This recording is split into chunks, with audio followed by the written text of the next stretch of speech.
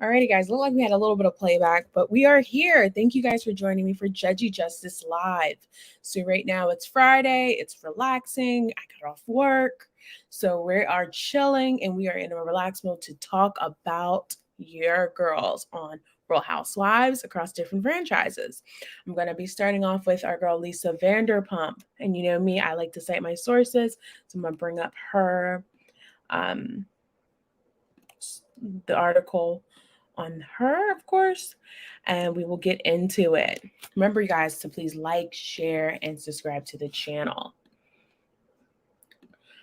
So our lovely friend, Lisa Vanderpump right here, I'm going to make her a little bigger, actually. Reality Blurb has brought up an article related to Lisa Vanderpump responds to backlash after fighting against raising minimum wage, explains restaurants are still struggling. So this is a new article from them. So as you know, Lisa Vanderpump has recently went public and called in on a show, I believe it was an ABC network show, and explained that basically restaurants are still struggling and they should not raise the minimum wage during these tough times for restaurants. Now, as we know, Lisa Vanderpump is worth about $70 million. So she's not really hurting during these times, but we also know that other small business owners across the nation are struggling.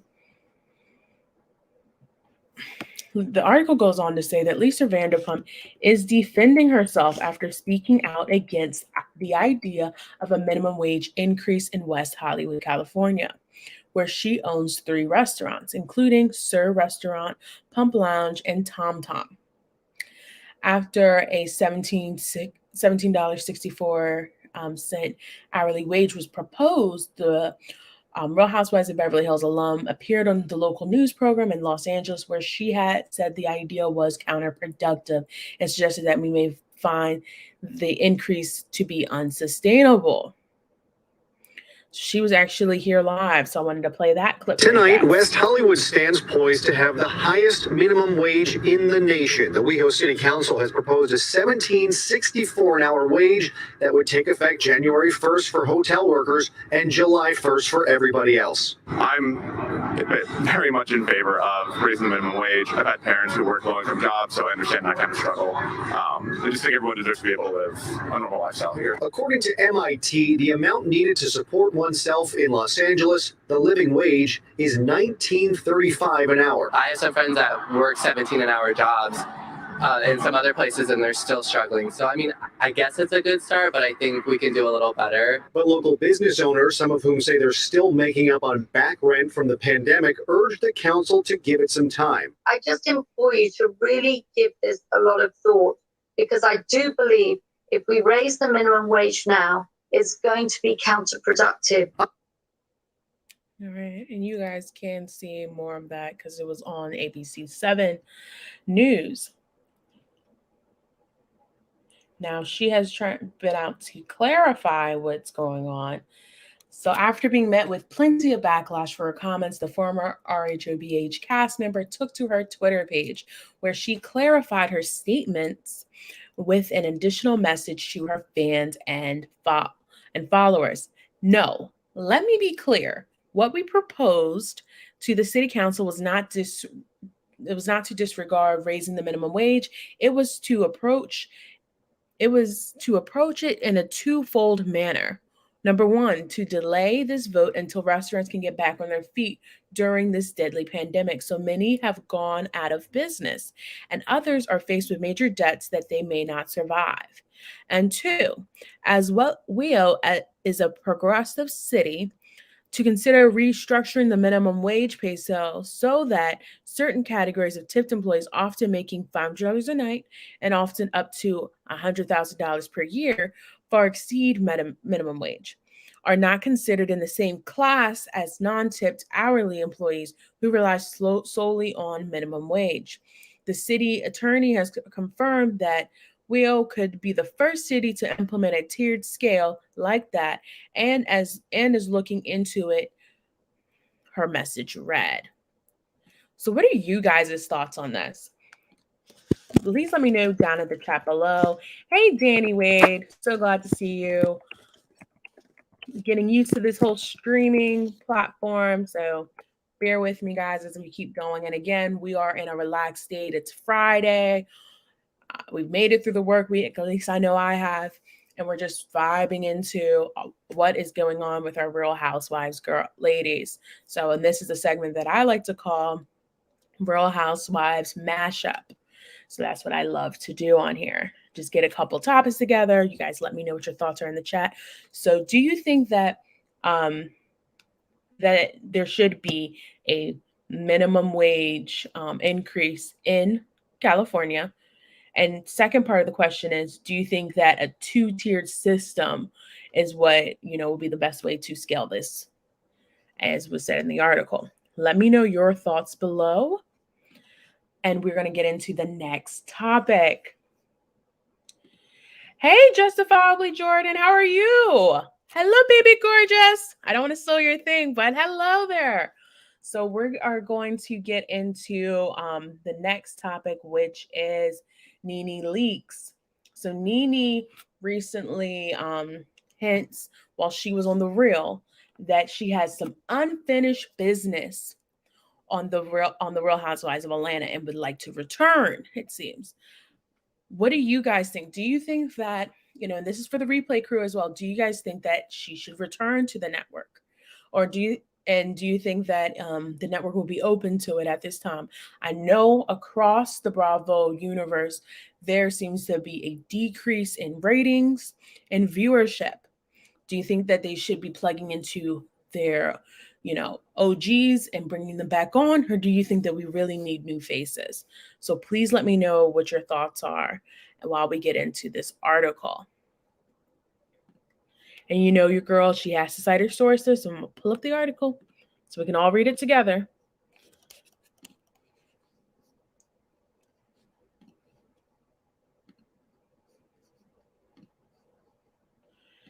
Yes, Danny, I do agree that she has burnt that bridge with NBC. I think also at this time, she is seeing that she is not going to be able to sustain the lifestyle that she had previously, and that she's been blackballed in a sense. So she has to, fix things with Bravo and NBC so then that she can be released to go forward with other ventures. So let's get into the article. One thing is that I do like to make it big enough for us all to read, because that's one of my biggest pet peeves, is not being able to read it when you're on StreamYard. So Nene Leakes hints she may return to RHOA. I have unfinished business. And this is an article posted by Hollywood Life. So let's get into the clip when she was talking about this first. Okay, but the question that people really want to know, Nene, you know it. Would you return? Yes, Nene. Yeah, sure. I'll return to the show. I'm okay with returning to the show as long as, we can work through a few things. I'm happy to return to the show. And besides, I have a lot of unfinished business with a couple of them that they confirmed on the show. Like what kind of business, Nene? What could get you to come back? A check? I think Andy and I were really close for a really, really long time. And I love Benny Boo, and I helped pay for his baby shower and all those things. I think that Andy and I need to have a sit down and talk, and then we're off to the races. So what I think Nene should do, and the Bravo Network should do, especially in this case, where they have not been able to sustain viewership, is to go ahead and have a Nene and the other housewife, Andy Cohen, because, he's a really big housewife. They have a get together and hash it all out in a big, forum, because I think that, I think it'd be great for the ratings. it would kind of give us a little bit of, let them both go at it a little bit. And it'll be something we haven't seen on Bravo. And I think maybe and it could end up being a trend on Bravo where previous housewives can come back and bash Andy on national television at a sit down. We know that's not, what a lot of people want to see, but I know there's plenty of people that would love to see that different form and love to hear what really happened on these different topics, especially with this new book. And you're welcome, Andy. No, Not All Diamonds and Rosé. So what do you guys think? Do you think that she's going to be able to make a comeback? And what capacity do you think that she'll be able to come back for? And also, who does she really have beef with? Will it be Marlo? I don't really think so, because Marlo did, however. Hello, Firefay Tara. Thank you for joining us for our live. It's very interesting to me that who she's saying that she's going to come back at, because she didn't say anyone in particular, but Marlo organized the flowers for you with Greg's passing. So we know it's not her. Candy really doesn't talk to you. And then it's going to be this reflame of you and Kenya again. I'm not really here for it. And then you don't know Drew like that to be fussing with her. And are you going to reignite the flame with Sheree? And then it's rumored that and you heard it from Tisa Tells, because that's who I watched and I heard it, as Angela Simmons is right now testing to become a housewife for the Real Housewives of Atlanta. And they're covering it up, saying that it's a friend of situation that they're looking for friends of, but it looks like it might be Angela Simmons. If you want to check out her video, feel free. It's a really great take on it.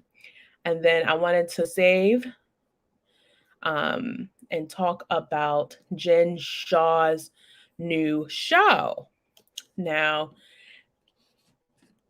your girl has to make sure she's showing the sources, because then there's videos and clips I like to show while I'm talking about these things, so you know exactly where I'm coming from with this information. That is not the right tab. So Jen Shah is going to be exposed just like the way Erica Jane was in an ABC News Hulu docuseries, basically. And it's being titled, and this is from All About the Tea, The Housewife and the Shaw Squad.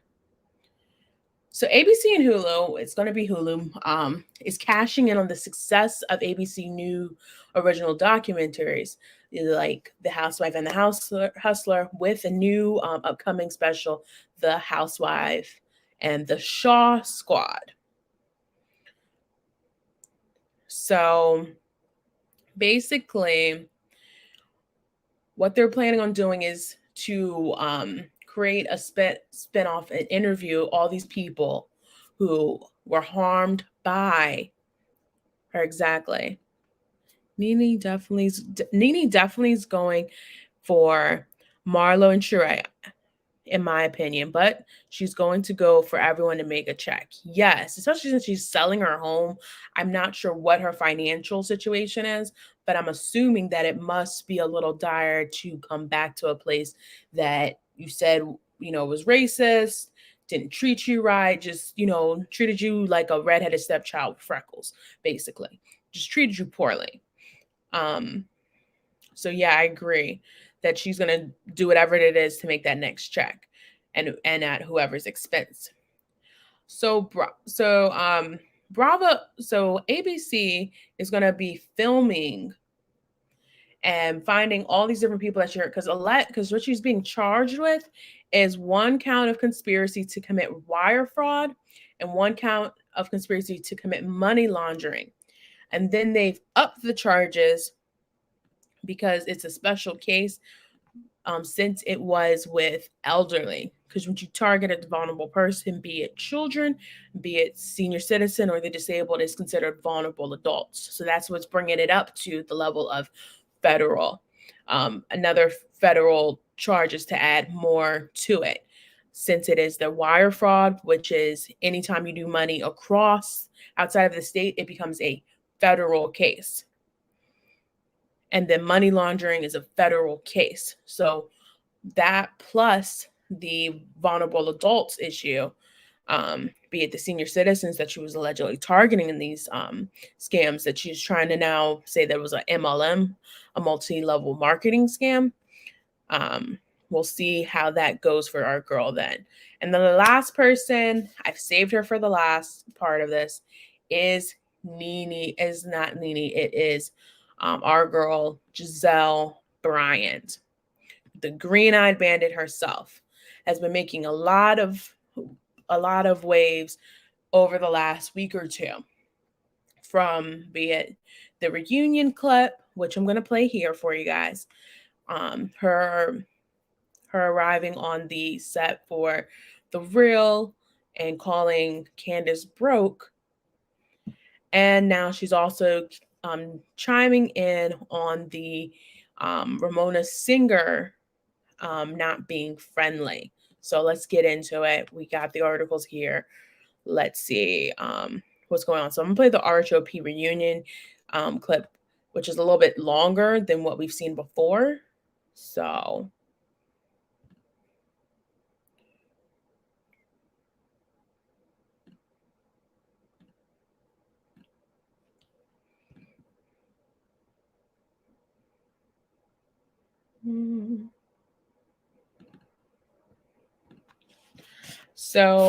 RHOP, so this is from ET, which is, I believe, under the NBC umbrella. So it's not really exclusive if you're just borrowing it from like your cousin, I don't think. But let me know what your thoughts are in the comments, and also the playback crew.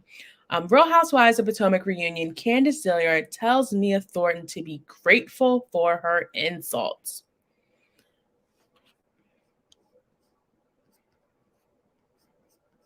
So let me see, where is the clip for this?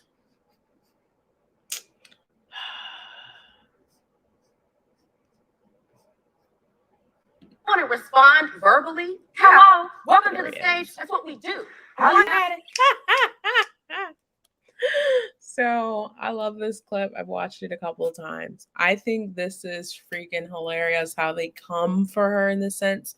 Now remember, like right after this, Gizelle then says to Candace, if Mia would have went up and hit you, I would have just been like, ah.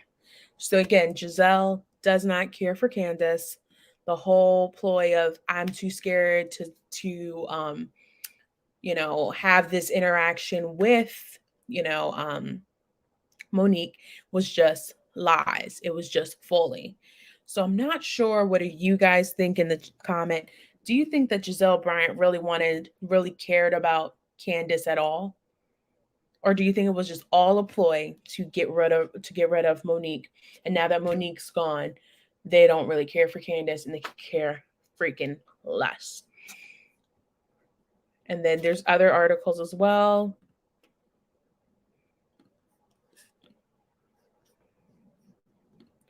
Danny, thank you. Candace is just reckless with her mouth. And if you guys see me rubbing my nose a lot, I'm not doing what Andy does at all. It's just the fact that it's allergy season and it's so bad in the DMV right now with all this stuff dying and like other things growing. It's just a mess.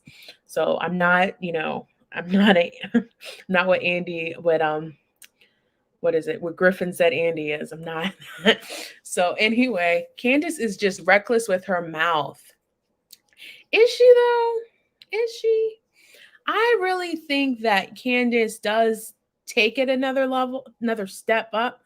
But all in all, if it's just words, why does it hurt so bad? Because they've talked about her mama.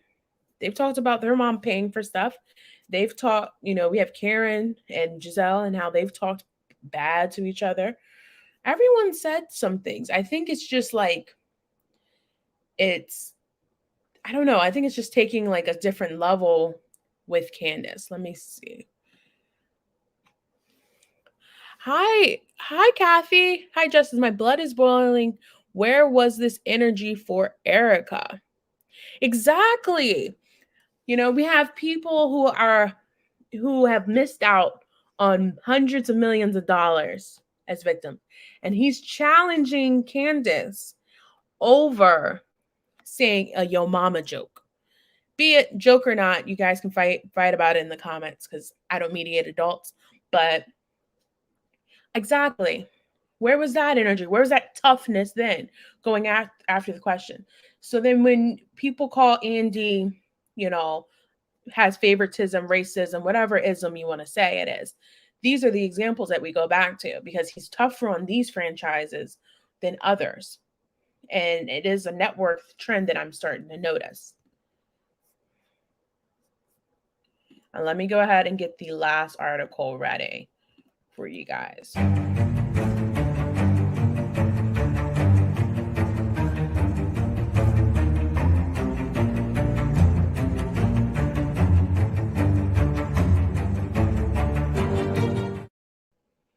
Alrighty.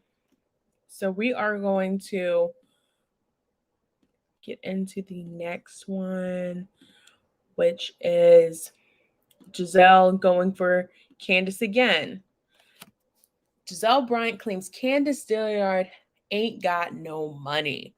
So, as you know, Gizelle had made her way to the Real, and she was Vanessa Williams during Halloween, and we have Adrienne as Cardi, and I forgot who she was supposed to be. But let's get into it. Gizelle, in the spirit of Halloween, we wanted to have some good old-fashioned, good, harmless fun with you. So we're going to play a game called Shop, More floating, more pampering, and one more time in paradise. Earn 2 reward nights worth I'm going to give you 3 housewives $125,000 from each franchise. Yeah. All you have to do is tell us who. From a certain degree. Yeah. Now, do we get into it? Into the nitty-gritty? Yeah, we like the drama. Yeah. Fashion, good, harmless fun with you. So we're going to play a game called. So we're starting it back over because there was these 2 rude ads that went ahead and played while we were trying to hear. So we're going to play it back a little bit. Shop, pop, or mop. Okay. This is about to get real interesting, y'all. The rules are simple. Okay. We're going to give you 3 housewives from each franchise. Yeah. All you have to do is tell us who you'd want to go shopping with, Okay. pop bottles with, Okay. or mop the floor with. Okay. Easy crazy. Yes. Okay, let's see who we have here. Okay, let's start with your spot, Potomac. Okay. Tell us who you would shop, pop, or mop, and why. Wendy Osafo. Ooh. That's how you say her name? No, Yeah. but it's fine. Keep going. Candace Dillard. and Karen Huger. Okay. What you doing with these ladies? I'm popping bottles with Karen because when she pops bottles, she is a lot of fun. I know y'all don't believe that, but she's a lot of fun. I'm shopping with Candace, but I mean, you know, we ain't shopping long. She don't got no money. But I am I'm up in the floor. Wendy Gas, Mom. Okay. I don't even know who this person is. I apologize to you, ma'am. Okay. Ooh, okay. The Real Housewives of New York. So I'm not going to play for the other sections that we have there. But what do you guys think? The double standard Erica's called Sutton a see you next Tuesday last night. Andy was hiding behind the question cards like a coward. I totally agree with this. I totally agree. How many ladies are pregnant on the Real? No shade, I'm blind. I'm not really sure. I'm just starting to see more and more of the Real coming on to a lot of like these housewives because they had a whole Real Housewives of Potomac week this week. And so I'm not really sure who's actually pregnant, who's not. It's a lot. But I guess, hey, it was the pandemic. People got busy. Hey. Gizelle is so shady. LOL. Yes, this was a shade. Do you guys want me to continue playing the clip? Let me know right now in the comments if you want me to keep playing because she does start to shade the other franchises, or did you want to get into the last article?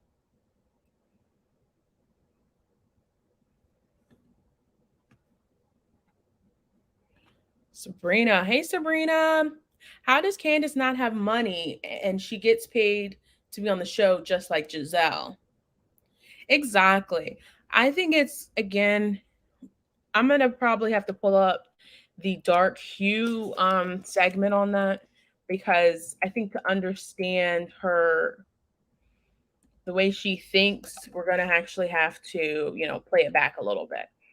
Because for whatever reason, Gizelle truly thinks that, in a sense, I'm not sure if it is an internal thing or whatever might have you.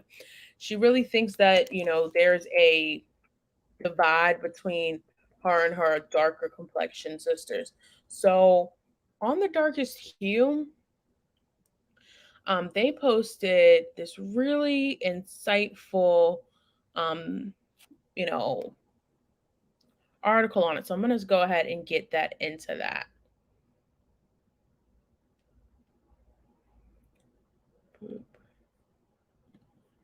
Let's share that. So the darkest hue, follow them on Instagram. It's a college student ran page. The real colorist of Potomac. You hated me since the moment you saw my beautiful face. A lot of people do. And that's a quote from Gizelle Bryant to Wendy Acefo on the RHOP after show. I feel like the Wendy I met last year was not that loose. And that is Robin Dixon to Wendy Acefo, talking about Wendy Acefo. So let's get into this preface. Karen has also done colorist and what can be perceived as xenophobic things towards Wendy and Candace, like allegedly saying Wendy doesn't fit in and trying to get Candace in trouble with show execs. I only have 10 slides to work with and could only cover so much. I will not be absolving Karen for the way she's treated dark-skinned women on the show.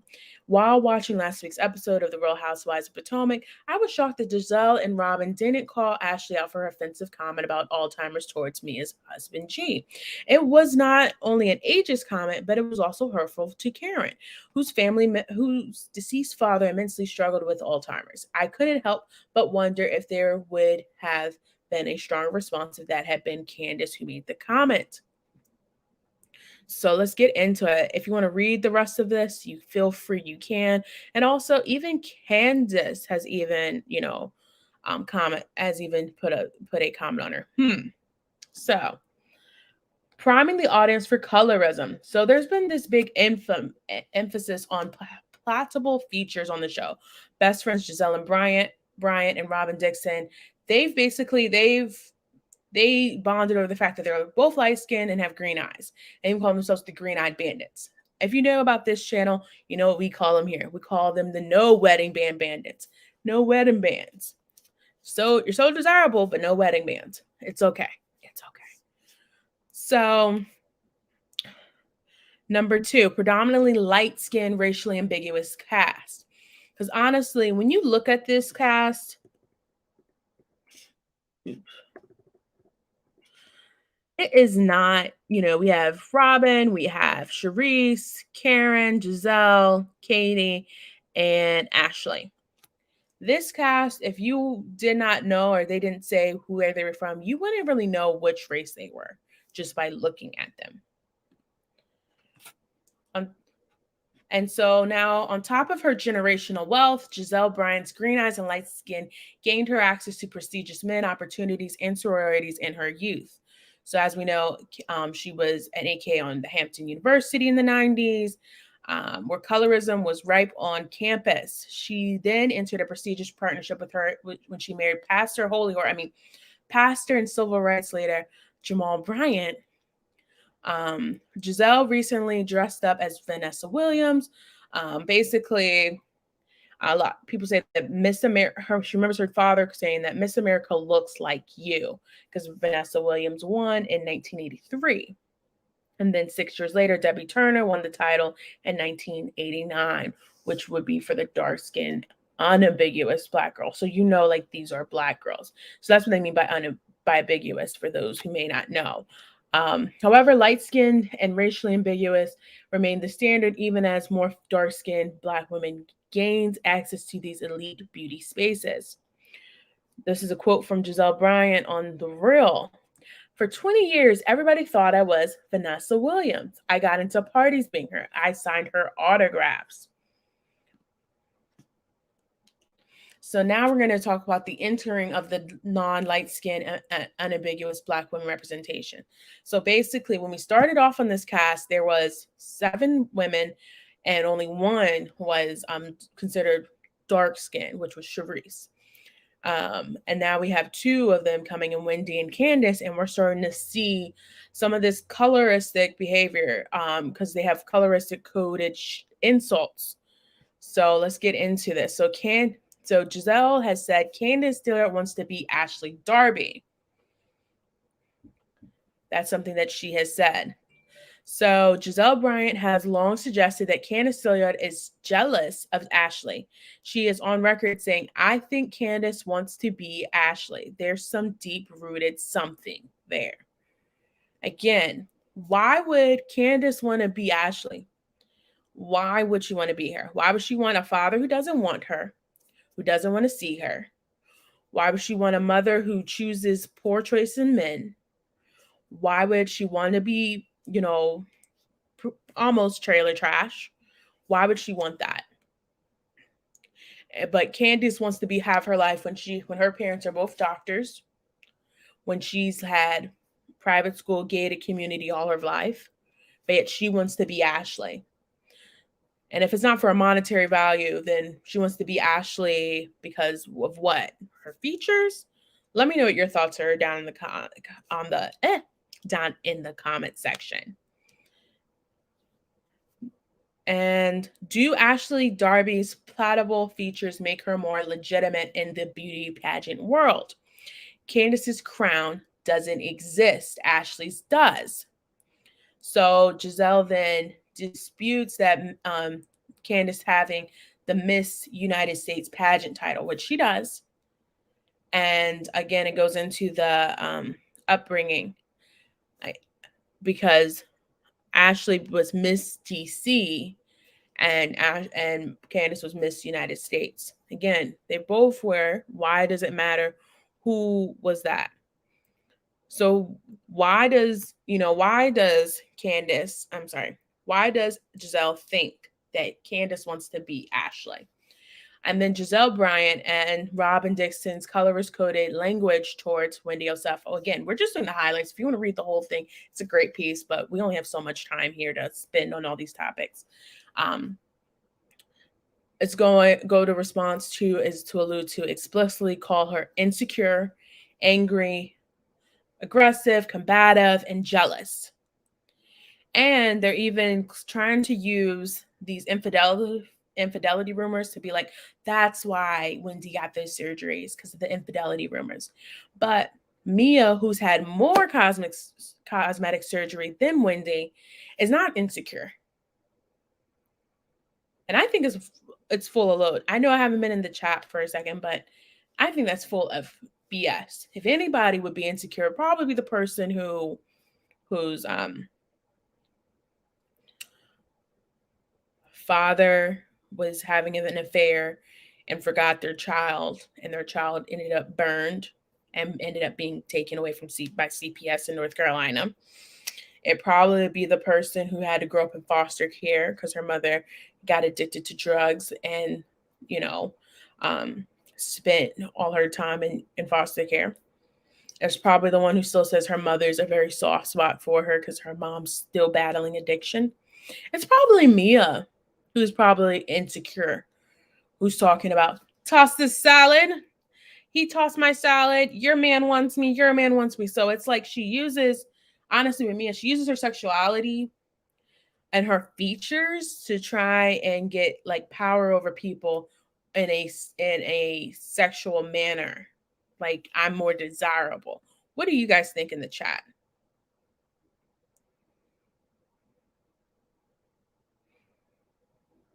What do you guys think? So let me see what we have here in the chat. Let me go back. Ooh, this is a lot.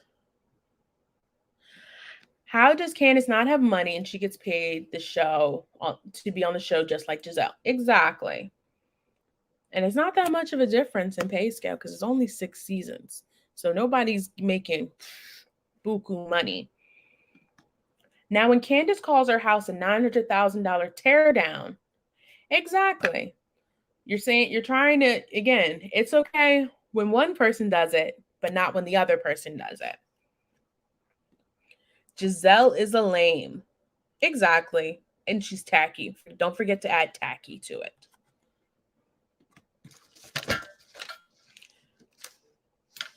Gizelle is simply jealous of Candace. She's actually talented and she's probably makes around Gizelle's in salary because she was assaulted on the show. Price has to go up. And I'm like, I wonder, but I know also that they get paid per, for seniority too. So Gizelle probably makes a little bit more, but not that much. And also, I do agree that Candace is more talented. I wish they would have brought this up more because when her album came out, she was like number 4. Her album was number 4 on the R&B charts on Apple Music. That's the best performing that any of these housewives have done who've never been in that industry, who are breaking into a new industry. So she hasn't learned from the cabin in the woods read yet, I see. Hey, Kathy, tell me more about that because I want to know what do you mean exactly? Gizelle doesn't have generational wealth. Hey, I didn't write this. This is a RHOP fan, Darkest Hue on Instagram. Check them out if you want to.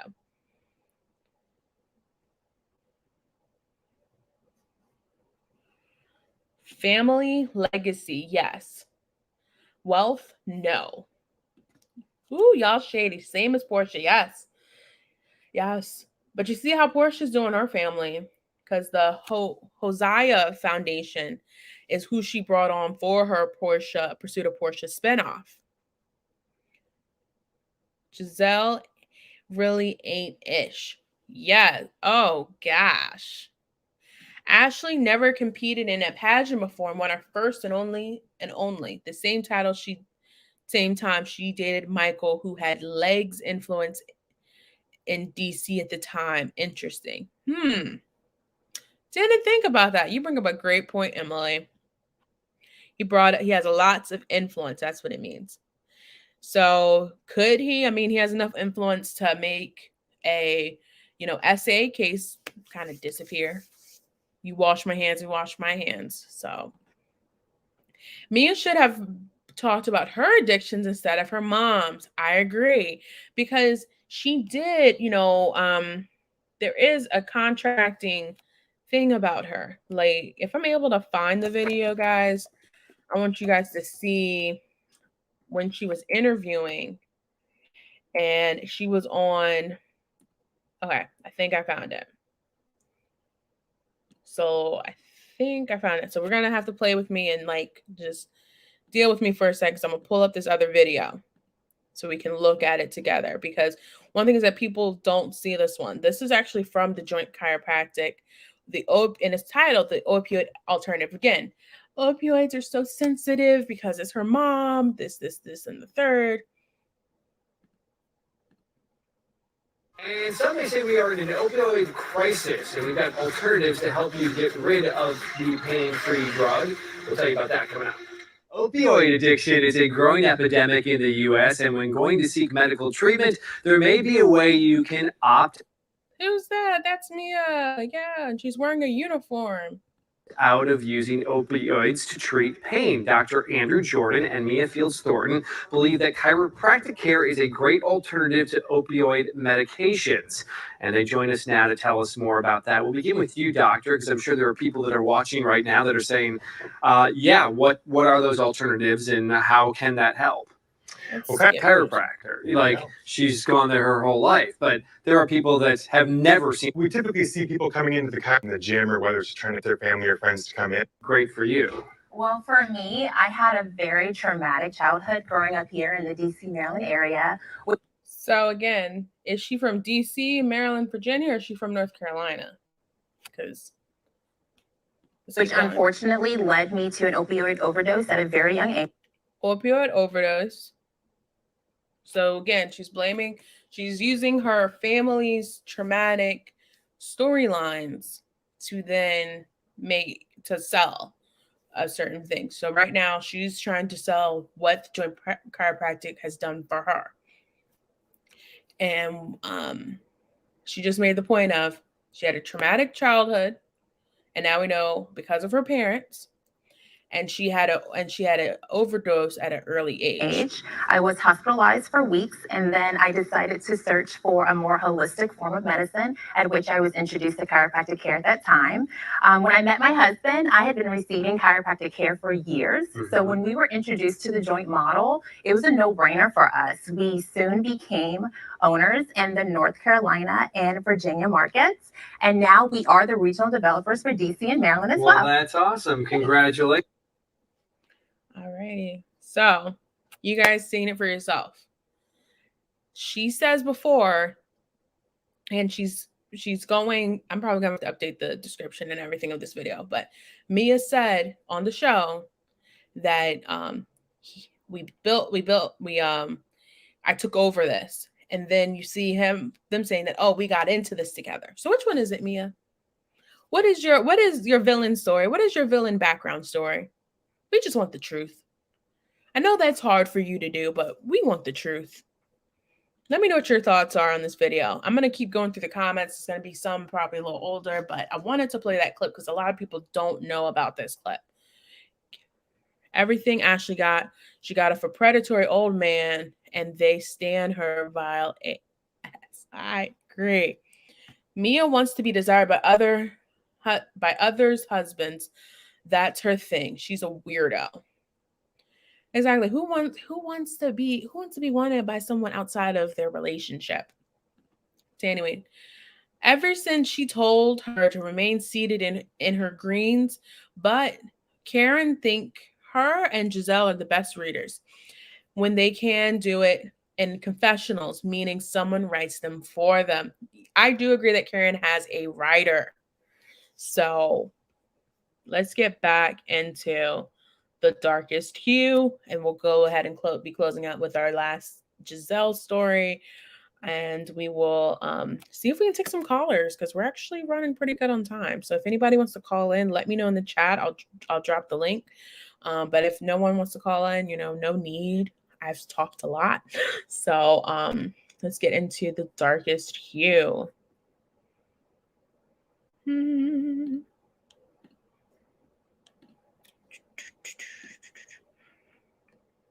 Okay.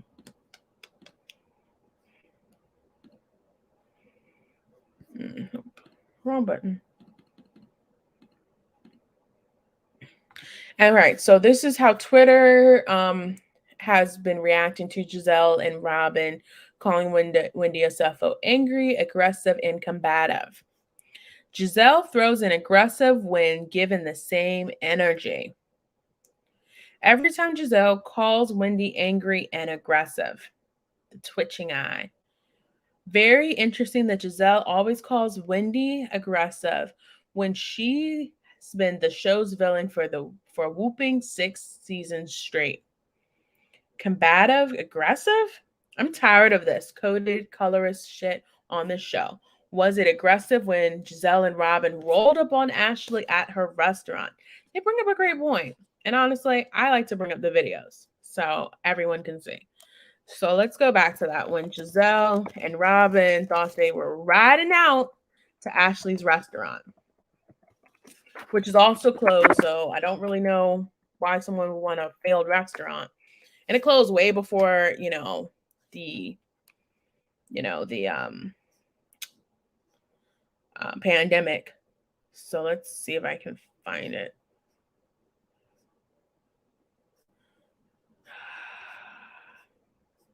I'm not going to spend too much time on this, but let's see if we can find it.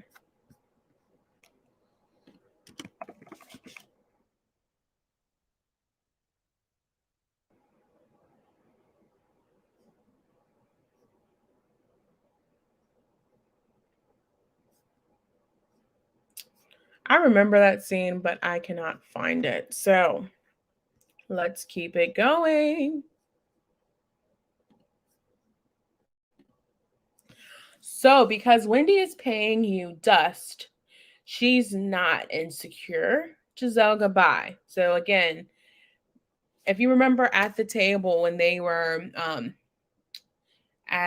in the final episode, Gizelle and Juan and Robin, they were sitting at the table waiting for the ceremony and everything, and they were like, "Oh, why didn't you, like?" Juan was like, "Oh, why didn't you speak?" Again, I don't know where your partner is and why your partner doesn't know that you don't speak to this girl, Robin. Because if he's coming home every night, I think you should tell him that, "Hey, I had a terrible day at work. Me and this girl are beefing." But it seems like, of course, he's probably somewhere else. Sorry. I know. Again, everything's alleged. Everything's for entertainment purposes. Check it out in the description below after I post this video. After I'm done going live. But Juan says, like, "Oh, what's going on? She didn't speak." She's like, "Oh," they're like, "Oh, well, I don't know why she's so insecure she can't talk to us. I don't know why she is. It's probably because you try to drag her husband, saying that he cheated on her, and that's why she got plastic surgery, and then you called her a loose woman. So yeah, I wouldn't want to talk to your ass either." Not Robin and Gizelle saying Wendy's insecure when they both got major relationship issues and projected into others. Yes, Gizelle went back to Pastor Jamal, because he's the man of the cloth. And Lord, man, I don't know anybody who's a bigger believer of God than Jamal Bryant, because I don't see how you could actually have, unprotected, in relations with women and with all these different women. Because again, he had allegedly had a child before he married Gizelle. So Gizelle, you knew who he was. You married him anyway. Your family didn't show up, neither does his. And y'all actually seem to have like some sort of elopement. You then get pregnant with Grace, then you have the twins, and then according to Karen, you were then he was cheating on you so bad that you had to go check yourself into a mental hospital. And this is all alleged, because remember, this is what Karen said, this is what other people are saying. All right, I'm just giving y'all the news. So you do all this for what? And then you keep trying to say that, oh, this person is insecure. No, ma'am, you are a very insecure person. You are, because I don't see how you could even be a, the first lady and stuff, when the pastor, when he says, "All right, can I get the children's choir to come up?" and half the kids are his. All right, that's what was going on up here in Baltimore at the church he was at. He was having relationships with all of them, spreading his seed. He took it seriously when God said, "And let you guys multiply and be fruitful with other people." I guess that's what he meant, huh? Secretly without that. So let's get into the chat. If it's okay for them to read, it's okay for Candace to read. I agree, Sabrina. Exactly. They really just mad. Candace is witty enough to go off the cup with her shade. Yeah, because then guess what? As soon as she says what she says, there's nothing you can say about it. There's nothing you can say about it. And Karen doesn't go too low. Exactly. She said on national television that that Gizelle was in Sing Sing, and that she was just a broke down hoe from Hampton U. A lot of tea was spilled over on Lipstick Alley about Ashley, Robin, and Gizelle's background. Ashley's mother boyfriend was charged with attempted. The info came from Reddit. Oh my gosh, no way, not attempted. Yes, Emily, was posted yesterday. Ooh, we're gonna have to check. I'll have to read that another time. But let's keep going back to this. Let's finish out this article strong. So, oh yeah. So again, they're at this is going to be a relationship, so they're going to the Kings Mill Estate, which is a former plantation here in Williamsburg. So there's plantations all over the United States, especially in the South. There's more of them that are now been repurposed as hotels and accommodations. So basically, what happens is that Gizelle calls Escala, Wendy, and Karen's room quarters, because again, they slept in a separate cabin area. The servant quarters. The servant quarters. Okay. I don't know about you, but saying that dark-skinned women in a shed outside of not in the main house, calling it servants' quarters is wrong. And her being a daughter of a civil rights leader who walked with MLK and is educated woman who went to an HBCU, you should know they ain't no joking about house slave, field slaves, dark and servant quarters, especially on a plantation. And Ashley calls Wendy ferocious. I know you guys were saying that in the chat. That was last season, season 5. Ferocious. And when you say something's ferocious, you're saying like a wild animal, and you should not be. And then you're comparing a wild animal to a human. So then you're saying that you're calling her not a human. So if you like the darkest hue, this is her information.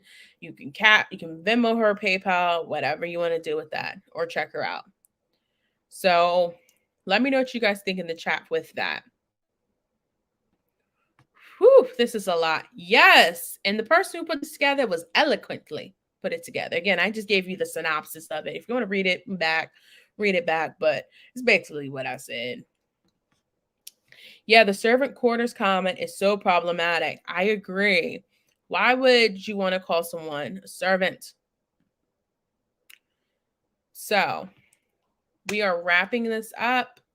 I think I have only one more, which is just the Sonia situation. Then I'll drop the call-in link for those who want to chime in on any of the topics we covered. But this one's from OK Magazine.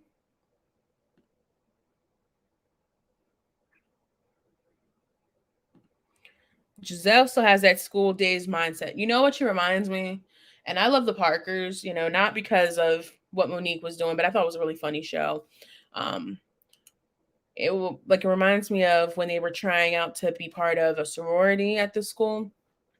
And then they had the girls like, hey, big sister, that looks better than me, smarter than me, prettier than me. That's exactly what I think about.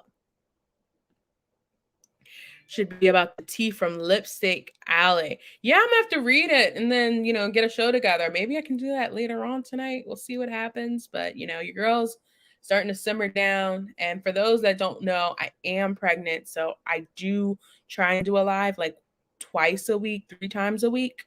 So I'm trying really, really hard to sit down. But after about an hour or an hour and a half, I'm no good. I'm ready to lay down. I'm done. So LOL, yes. So let's just get into the last part of this and then we can wrap this up. If you guys want to call in, let me know and I'll drop the call-in link. Otherwise, let's get into this last topic. So this is from OK Magazine. So RHOP's Gizelle Bryant calls out Ramona Singer as the only housewife from the franchise who has not been friendly. Again, this is, hey, big sister, who looks better than me, prettier than me, fine as better than me. That's basically that same energy. So the Real Housewives of Potomac star recently revealed that Singer, 64, is the only member of the entire Bravo franchise who has not been particularly friendly. Bryant, 51, recently sat down with Chanel Omari on the Chanel in the City podcast when she was asked about Singer. But she didn't have many good things to say about her fellow housewife. I've always gotten a massive amount of love from all the other housewives on every other franchise except Ramona Singer. But I mean, and she doesn't really count.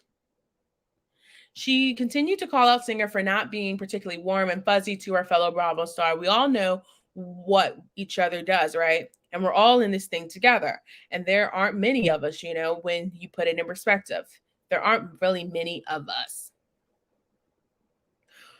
So I think honestly, this is just being like a tag along to what was already going on in the in Ramona with the whole HR issue, which I do believe, because again, Ramona has not given us any reason to believe that she would do something different. You know, that she would be she's doing this right or that right. She's not that type of person. She's always been problematic. So of course I would believe that she would say something rude to a castmate, to the production staff. I'm just really disappointed that Bravo keeps choosing ratings over people. Gizelle goes on to say, we all have the same title. We all are housewives, whether you know you've gotten fired or whether you know fired and brought back, you know, whether whatever the case might be, we all understand about this. So I don't really know what the situation would be that Gizelle would feel that she would want. She's the lady versus Ebony. Yes, Ramona Singer was the one that was going up to Ebony, and then and I believe it was Sonia and Lee. You know, Leah was also decided to join in.